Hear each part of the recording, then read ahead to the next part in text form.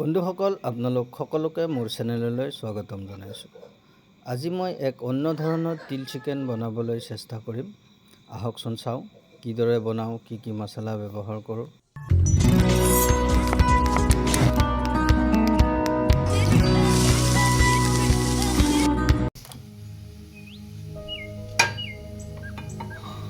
প্ৰথমতে মই 2 চামুচ তিল টাৱা এখনত ভাজি ভালদৰে মিক্সিত গুড়ি কৰি ল'লোঁ। তাৰপিছত আগলৈ চাওঁ আহকচোন।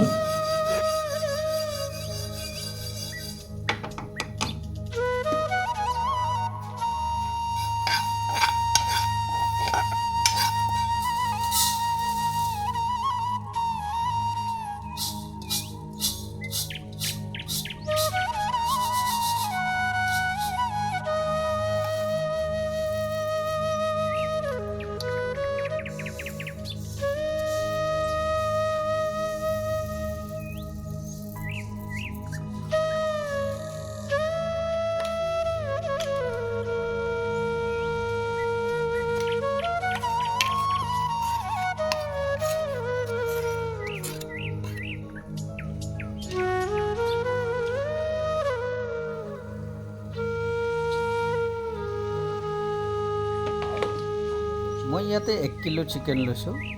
সেই চিকেনৰ হিচাপতে মই টেষ্ট অনুযায়ী নিমখখিনি এড কৰি ল'লোঁ। লগতে হালধি এচামুচ আৰু জিৰা পাউডাৰ এচামুচ মিহলি লৈ মই চিকেনখিনি আধা ঘণ্টাৰ মানৰ কাৰণে মেৰিনেট কৰি ৰাখি দিলোঁ।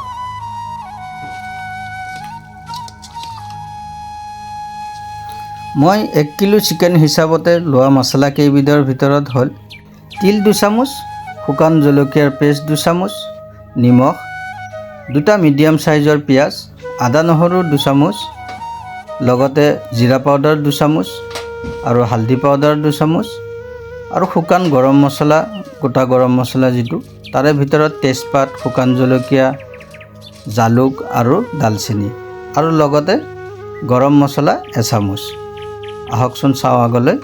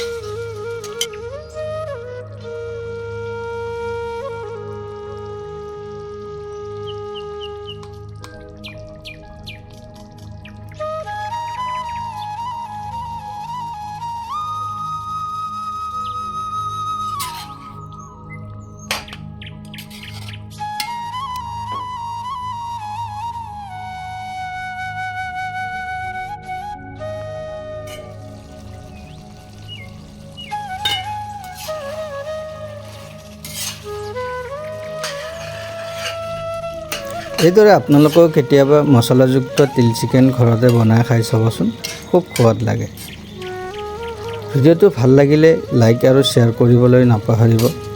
আৰু যিসকল লোকে মোৰ চেনেলটো এতিয়াও ছাবস্ক্ৰাইব কৰা নাই তেওঁলোকক ছাবস্ক্ৰাইব কৰিবলৈ অনুৰোধ জনালোঁ।